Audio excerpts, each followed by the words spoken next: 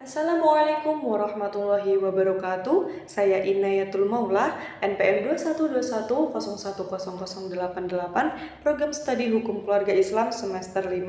Di sini saya akan menjelaskan materi terkait tugas hukum acara peradilan tata usaha negara dan Mahkamah Konstitusi dengan dosen pengampu Bapak Dani Faris Amrullah.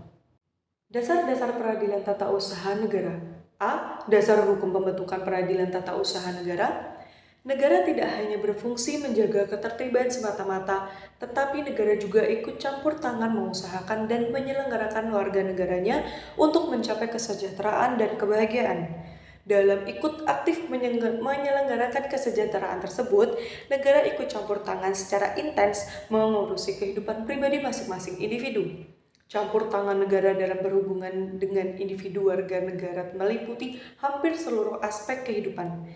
Karena tugas, pekerjaan, fungsi, dan kewenangan negara sedemikian luas dan besar, serta karena hubungan yang intens dengan masyarakat, maka sangat terbuka kemungkinan yang besar terjadi perbedaan pendapat, perbenturan kepentingan, serta sengketa antara pemerintahan dengan orang atau badan hukum perdata untuk memeriksa, mengadili, dan menyelesaikan sengketa tersebut, maka diperlukan lembaga peradilan yang bertugas dan berwenang mengadili sengketa tersebut.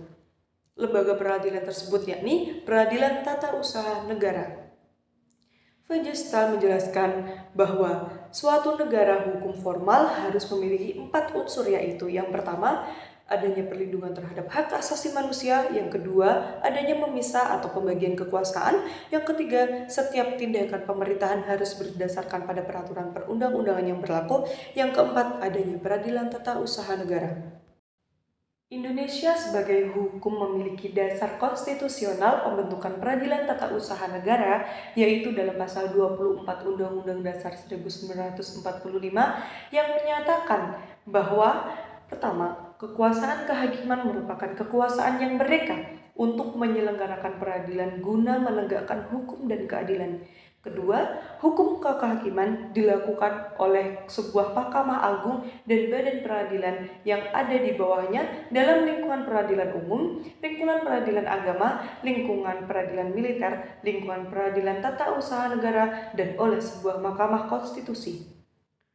Sebagai peraturan pelaksana dari pasal 24 Undang-Undang Dasar 1945 tersebut, diundangkanlah Undang-Undang RI Nomor 4 Tahun 2004 tentang kekuasaan kehakiman. Dalam bab 2 pasal 10 disebutkan terdapat lingkungan badan-badan perwakilan, yaitu peradilan umum, peradilan agama, peradilan militer, dan peradilan tata usaha negara. Dengan demikian, jelaslah bahwa dasar hukum pembentukan peradilan tata usaha negara yang bebas dan mandiri cukup kuat, sama halnya dengan ketiga peradilan lainnya. B. Asas-asas peradilan tata usaha negara. Asas-asas dalam peradilan tata usaha negara adalah sebagai berikut. Yang pertama, asas praduga resmatik. Asas ini mengandung makna bahwa setiap tindakan penguasa harus selalu dianggap resmatik, benar menurut hukum, sampai kemudian ada pembatalannya oleh yang berwenang. Dengan asas ini, gugatan tidak menunda pelaksanaan keputusan tata usaha negara yang sedang digugat. 2. Asas pembuktian bebas hakim yang menetapkan beban pembuktian. Hal ini berbeda dengan ketentuan pasal 1865 BW. Asas ini dianut dalam pasal 107 Undang-Undang Nomor 5 Tahun 1986 dan dibatasi oleh pasal 100. 3. Asas keaktifan hakim dominus litis. Keaktifan hakim dimaksud untuk mengimbangi kedudukan para pihak karena tergugat adalah penjabat atau badan tata usaha negara, sedangkan penggugat adalah orang atau badan hukum perdata. Penerapan asas ini terdapat dalam ketentuan pasal 58, 63 ayat 1, 2, pasal 80 dan 50 dan 85 Undang-Undang Nomor 5 Tahun 1986. 4. Asas putusan pengadilan mempunyai kekuatan mengikat erga omnes, sedangkan tata usaha negara adalah sengketa hukum publik. Dengan demikian, putusan pengadilan tun berlaku bagi siapa saja, tidak hanya berlaku bagi pihak yang berpekerja saja. C. Sumber-sumber peradilan tata usaha negara. Sumber-sumber formal hukum administrasi negara adalah yang pertama, Undang-Undang Hukum Administrasi Negara Tertulis, yang kedua, Praktik Administrasi Negara, Hukum Administrasi Negara yang merupakan kebiasaan, yang ketiga, Jurisprudensi, yang keempat, Anggapan para ahli hukum administrasi negara. Mengenai undang-undang sebagai sumber hukum tertulis, berbeda dengan hukum perdata atau hukum pidana, karena sampai sekarang hukum tata usaha negara belum terkodifikasi sehingga hukum tata usaha negara masih tersebar dengan berbagai ragam peraturan perundang-undangan. Dengan tidak hanya kodifikasi hukum tata usaha negara ini dapat menyulitkan para hakim peradilan tata usaha negara untuk menemukan hukum di dalam memutus atau sengketa. Hal ini disebabkan karena hukum tata negara tersebar dalam berbagai ragam peraturan perundang-undangan yang jumlahnya cukup banyak.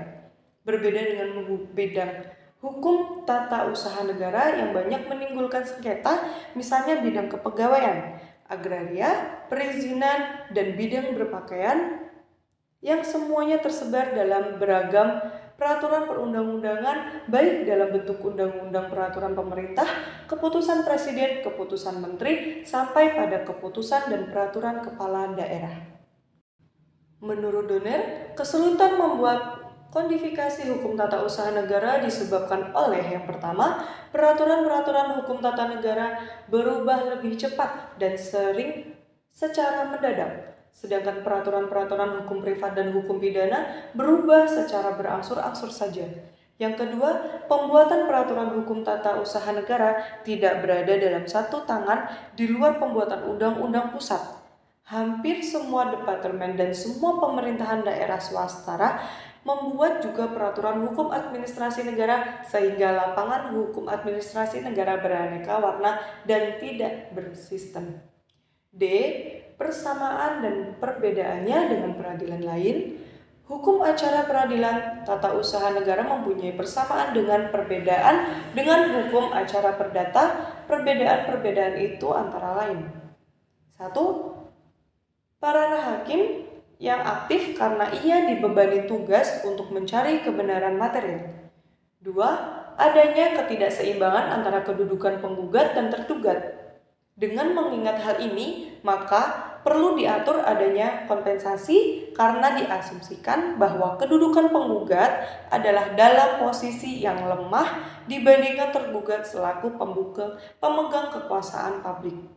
Yang ketiga, sistem pembuktian dan mengarah kepada pembuktian bebas.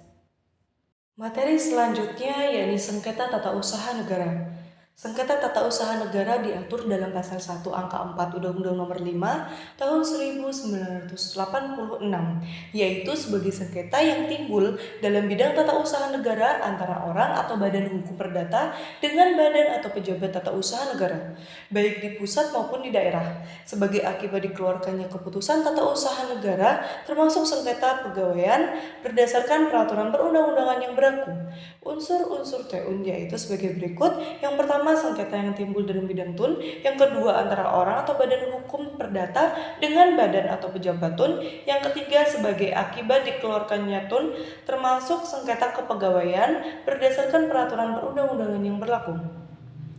Sengketa tata usaha negara itu ditimbulkan oleh adanya atau dikeluarkannya suatu keputusan tata usaha negara. Oleh karena itu, keputusan tata usaha negara menjadi dasar lahirnya sengketa tata usaha negara.